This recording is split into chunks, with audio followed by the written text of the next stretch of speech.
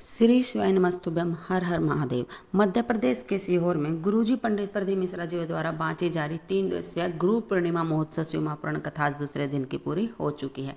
यह कथा 1 जुलाई, 2 जुलाई और 3 जुलाई तक दोपहर 1 बजे से 3 बजे तक चलेगी। आज की कथा में गुरुजी ने हमें बताया कि एक सच्चा गुरु कैसा होना चाहिए और एक सच्चा गुरु हमें क्या प्रदान करता है। इसकी जानकारी हम आपको आगे इस वीडियो में देंगे। आज की कथा के संपूर्ण उपायों और उपयोगी पत्रों की जानकारी हम आपको इस वीडियो में देने वाले हैं। अगर किसी भी कारण से आप आज की कथा नहीं सुन पाए हो तो संपूर्ण कथा का रास्ता तो आपको इस छोटी सी वीडियो से प्राप्त होने वाला है। बढ़ते हैं आज की कथा की पहली जानकारी की तरफ।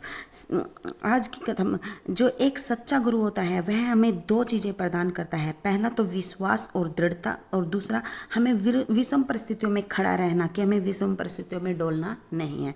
आज की कथा की दूसरी जानकारी, विवेकानंद जी ने श्री कृष्ण परमहंस जी से पूछा, क्या गुरु केवल गुरु मंत्र और गुरु दीक्षा ही देता है?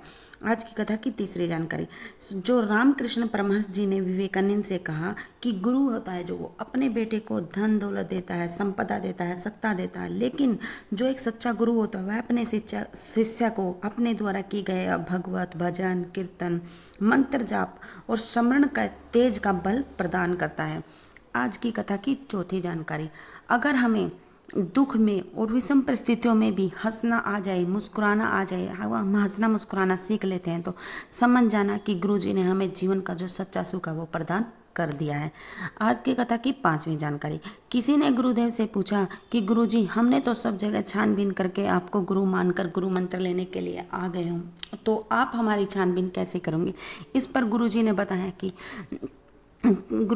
कि एक गुरु की और एक जो पुलिस की जो नजरिया होता है, नज़र होती है, वो अलग तरह की होता है। पुलिस वाला होता है वह चोर को देखते ही पहचान लेता है ये चोर है, और जो गुरु होता है वह भी देखते ही अपने शिष्य को पहचान लेता है।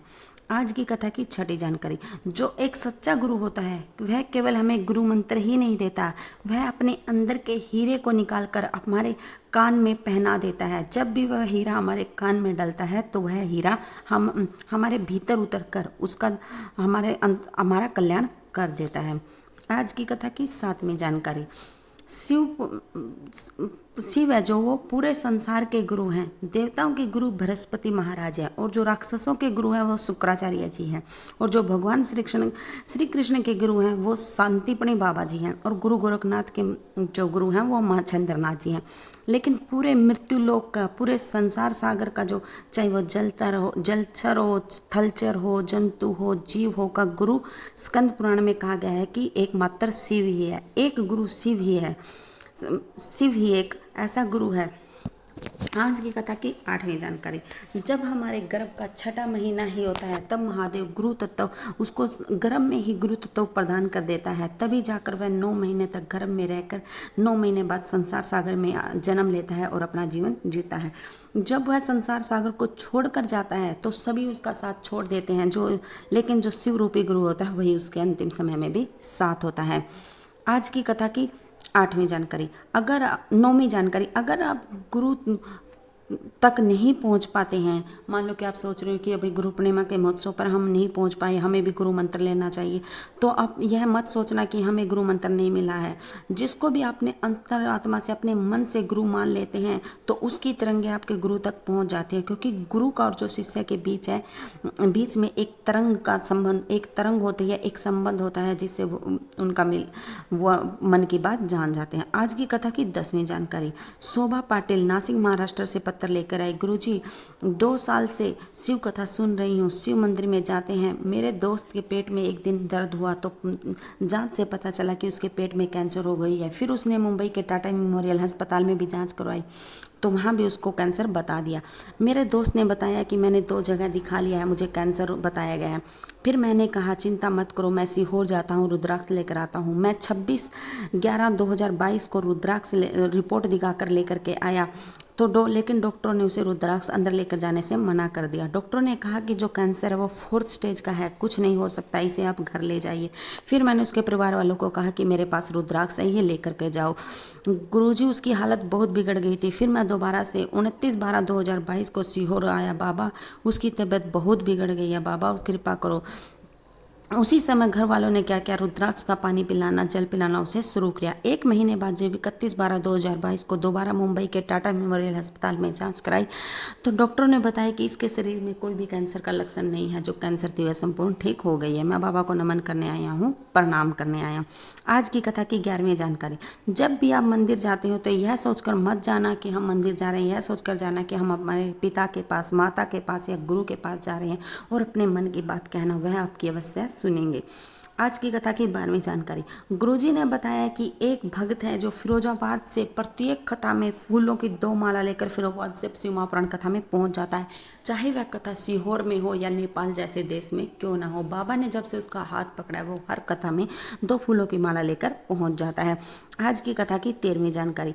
आज की जो गुरु पूर्णिमा महोत्सव में एक भक्त है जो बड़नपुर से पैदल चलकर बाबा की शिव महापुराण की कथा में पहुंचा। आज की कथा की 14वीं जानकारी। गुलशन कौर पटियाला से पत्र लेकर आए, गुरुजी मैं 28 साल से किराए के मकान में रह रही थी।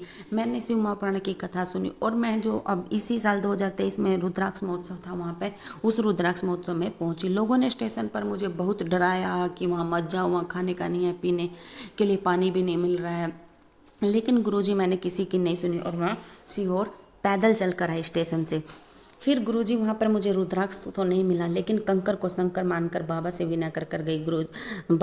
गुरुजी कहते हैं कि 3 महीने में आप वापस बुला लेते हो। बाबा ऐसी कृपा करते हो तो मुझ पर भी कृपा करो कि मेरा 28 साल से घर नहीं है, मेरा अपना घर हो जाए। और बाबा की कृपा से मेरे 3 महीने में बाबा ने मेरी 3 मंजिल का मकान बना दिया। मैं बाबा को नमन करने आई हूँ, प्रणाम करने आई हूँ। आज की कथा की 14वीं जानकारी। मेधा पत्र लेकर आई। गुरुजी मेरे भाई, मैं सीहोर की रहने वाली हूँ, मेरा भाई का लीवर ने काम करना बंद कर दिया, जो अभी भी नासिक में एडमिट है।